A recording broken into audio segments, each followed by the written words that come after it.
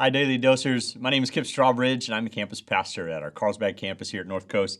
And I don't know if you've ever read this book, but the original name in Spanish was El Ingenioso Hidalgo Don Quixote de la Mancha, or probably most commonly, and I probably butchered that, but most commonly just known as Don Quixote.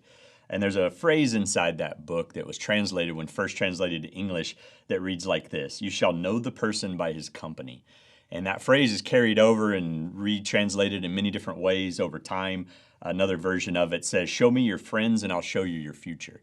And this week and the next week, as we jump into a series about engaging with the next generation, we're going to be pulling in our youth pastors from all across North Coast to talk about the next generation and what ministry to them looks like. And today, as we kick off this 2-week series, I really want to challenge us as a church, the Big C Church, to engage in this next generation. And listen, whether you're a parent, this isn't just a parenting conversation. Where if you're in the church, you're a part of this next generation, feeding back into their lives the experiences that we've had, the wisdom that we've gained, the decisions we've made, good and bad, that we can pass on to that generation, because they're coming into probably and arguably one of the hardest times in our nation and our culture to be a Christian, especially in their world. And so I want to give us some encouragement and a challenge that reiterates this point. From Scripture, if we look at the book of Hebrews, chapter 10, verse 25, it says this: "And let us not neglect our meeting together, as some people do, but encourage one another, especially now that the day of his return is drawing near." I think that verse often is used to say, like, go to church. But I think really the point behind it is that we all need the church. I think that's the deeper meaning behind this, is that we shouldn't neglect the importance of the fellowship that comes from church. And that doesn't just have to be in peer groups. And so whether you're a parent feeding into your kids, or whether you're a member of the church, maybe you're an empty nester and you volunteer to serve ministries in some way, there's so many ways that you can get involved and feed into the next generation.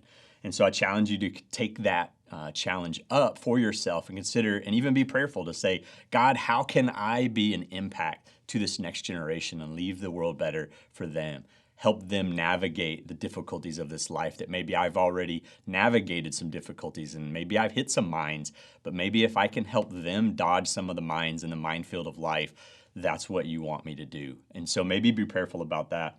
Another proverb that is pretty common too is, "It takes a village to raise a child." It's a Nigerian proverb that really, in a tribal village sense, they understand that.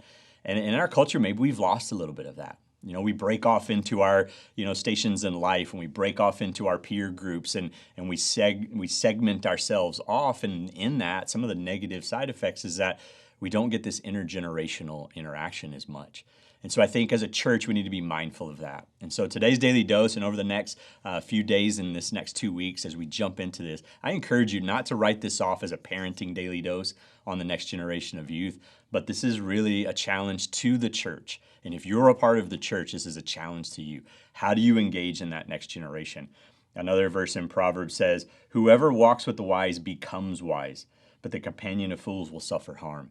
And I think if there's ever a truer statement in the lives of the students and the youth in our world, is that we've only become wise by being those youth at one time and then living life and its difficulties. And if we can pass that back down to the generation coming up behind us, I think that God would want that from us. So my challenge to you really is this: be in prayer as you listen to these daily doses, to go, God, how can you use me to help the next generation as we pave a road that's a little smoother for them as they come into a world that is not going to be nice to them. Have a good day, Daily Dosers.